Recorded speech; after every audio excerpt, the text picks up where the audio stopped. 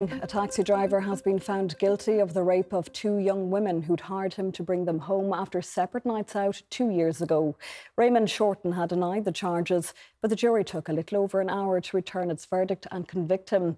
He'll be sentenced next month. The following report from Aisling Ní Custala contains distressing detail that viewers may find upsetting. It took the jury 76 minutes to find Raymond Shorten with an address at Melrose Crescent in Clondalkin in Dublin guilty of all 3 charges of rape. The 50-year-old taxi driver had denied the charges, and he claimed during the trial that the sexual interactions which occurred in his taxi in Dublin had been consensual and that the women had initiated it. The events took place on 2 separate nights, in June and in August 2022.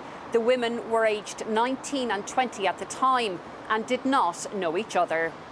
The court heard that the incidents, while separate, were similar. Both girls were young, socialising in Dublin and had been drinking alcohol. The first incident occurred in June 2022. The jury heard that the woman fell asleep in the passenger seat of the taxi. She said she woke up very dazed. The driver moved her to the back seat of the car where he raped her. Raymond Shorten then dropped her off close to her home. The second woman had taken his taxi in August 22.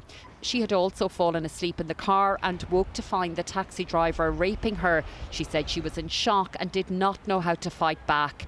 After Shorten dropped her home, he asked her for the fare.